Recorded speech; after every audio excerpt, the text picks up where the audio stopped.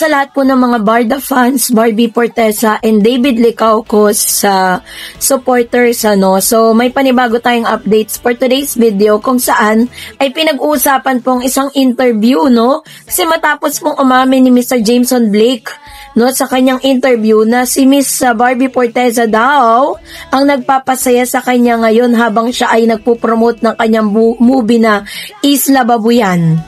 Ay meron po siyang mga tagpo na talaga namang masasabi natin na kino-call out si Barbie Forteza dahil po sa hindi kagandahang mga balita patungkol dito. But before that, if you haven't subscribed yet to my YouTube channel, please don't forget to like, share, and subscribe at i-hit mo na rin ang notification bell for more showbiz updates.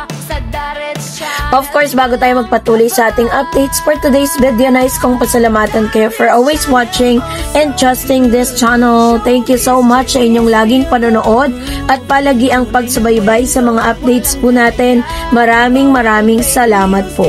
And this time, eto na, pag-usapan na natin.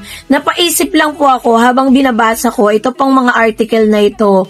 Maaaring ito rin po ang dahilan kung bakit parang hindi tila suportado ni Mami Ami, ito pong si Jameson Blake para sa kanyang anak na si Miss Barbie Forteza dahil sa mga naglalabasang balita.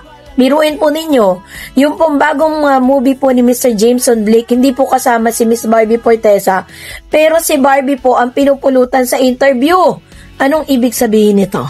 So dahil po dyan ay umaaray at talaga namang nagrarant ang ilan sa mga Barbie Fortezas and Barda supporters na tila ba gagamit na gamit di umano ang pangalan ni Barbie dito po sa bagong proyekto ni Mr. Jameson. Kasi nga naman matapos nga umamin sa isa po kasing interview na isinulat din po nitong PEP, kung saan po sinabi po ng PEP Entertainment or Philippine Entertainment Portal na si Mr. Jameson Blake ay aminadong napapasaya di umano ni Miss Barbie Forteza. Sinabi nito na si Barbie Forteza daw ang kanyang source of happiness.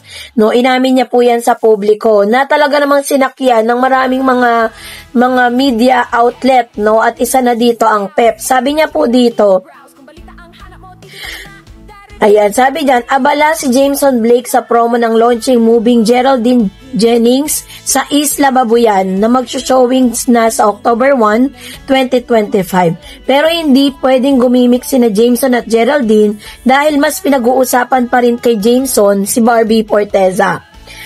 Sabi dyan, matipid ang sagot ng kapamilya actor sa ilang katanungan namin tungkol kay Barbie na katambal niya sa Kontrabida Academy.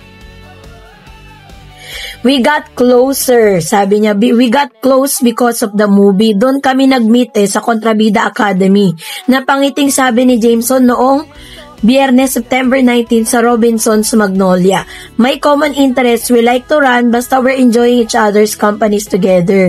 Genuine naman talaga, that's genuine friendship relationship, whatever you want to call it, basta it's not all about the movie. Kamakailan lamang ay nasa social media rin ang pagpunta ni Barbie sa bahay nila sa Angeles City at pinakilala niya ito sa kanyang mami. Kasi she wants to visit sa Angeles, parang ganon, nagtitaping siya around the area. Hindi lang siya nakapag-e-explore around the area, parang ganon.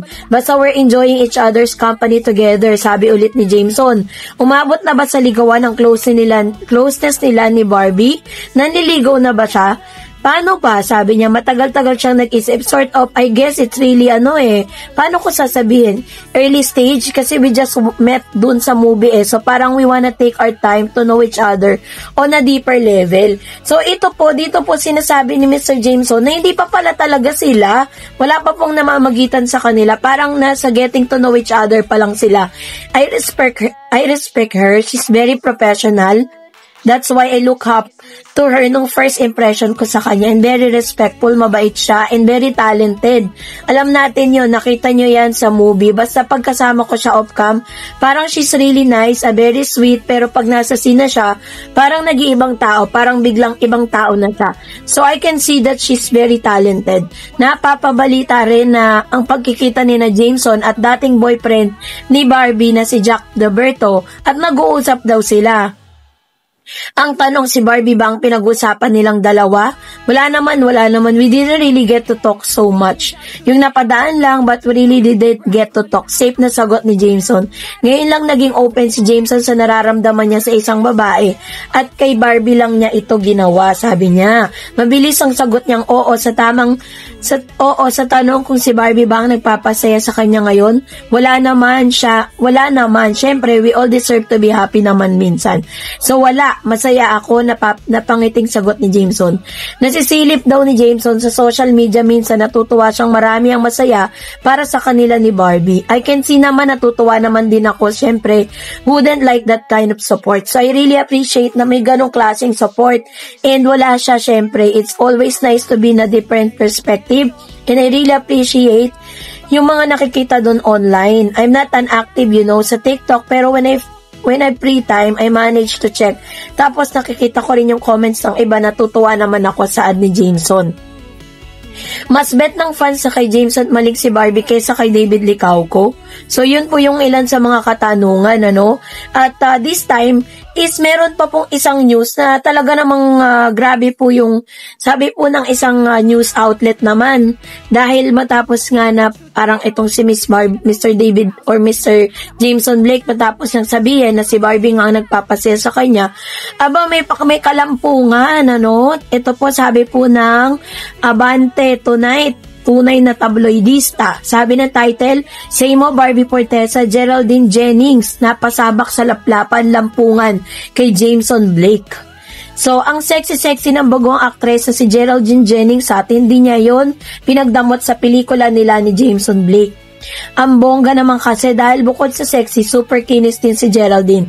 At yun na nga, alam mong sariwang-sariwa at ngayon lang talaga nagpasilip ng alindog sa harap ng kamera. Napakaraming sexy si ni Geraldine sa pelikulang Isla Babuyan dahil karamihan nga naman niyang eksena niya ay nasa dagat. At syempre, maswerte si Jameson na siya ang nakauna kay Geraldine. My God! Yun nga lang dahil na rin siguro sa mga sexy scene sa pelikula kaya R18 ang rating na ibinigay ng MTRCB sa pelikula. Parang kasing eto pong pelikula na to, kala mo pang Viva Max Anyway, aminado si Geraldine na maraming mahihirap na eksena siyang ginawa, lalo na sa mga confrontational scene nila ni Lotlot de Leon na gumanap na nanay niya sa Isla Babuyan. Actually, I find it easier kasi when they're good, it bring it my best ability. So, it's better to have those kind of people to be working with me, sabi ni Geraldine. Aminado si Geraldine na paborito niyang mga eksena yung kasama sina Lotlot at Jameson. We're having fun, sabi niya. Kapansin-pansin din na marunong na siyang magsalita ng Tagalog. May mga eksena nga na kasi na nagtatagalog talaga siya. Si Geraldine ay nakabase sa United Kingdom. May tutor ako even though nasa UK ako. Kinakausap niya ako ng Tagalog, kailangan sa film Taglish ang salita ko. Sa story kasi, karakter ko balikbayan. Teka, bet ba niya si Jameson Blake? Attractive ba ang dating ni Jameson sa kanya? Of course naman, he's professional. Pero marami na rin kasing gwapo sa UK, kaya baka normal na sa kanya mga itsura na tulad ni Jameson. Hindi naman marami namang gwapo sa Pilipinas, and it depends naman. You can stereotype naman. So bet niya nga ang tulad ni Jameson at Tisoy. Yeah, I'm open, sabi ni Geraldine. O anong say mo, Barbie Fortesa? So, kino-call out ngayon, ito pong tabloidista na to, ito pong si Miss Barbie Fortesa, matapos nga na mag-confess, itong girl na ito, na bet niya si Jameson Blake, Pero I think ito naman po ay for the movie lang, kasi nga talagang ginagamit talaga, or gamit talaga yung pangalan nitong si Miss Barbie Fortesa sa mga ganitong pagkakataon, matapos siyang malink dito kay Mr.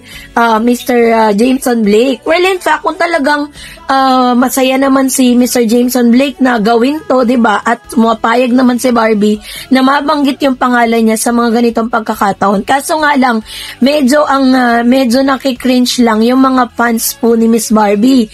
At of course, ito na rin siguro yung mga manifestasyon kung bakit hindi ganun ka-approve si Mr. Jameson sa mami ni Miss Barbie Fortesa, kasi nga yun, dahil sa mga sexy roles, kasi baka nga naman kasi matag yung anak niya, diba? Kasi alam natin na si Miss Barbie Fortesa hindi naman sexy roles ang kanyang ginagampanan, diba? So medyo malaki kasi yung effect nun sa pagiging artista ni Miss Barbie Fortesa. So kayo po, anong inyong saloobin patungkol dito? Mag-comment kayo sa comment section. And that's it for today. For more videos and updates, please don't forget to like and subscribe. And please don't forget to follow my Facebook page, Dareds TV and Dareds channel. God bless everyone!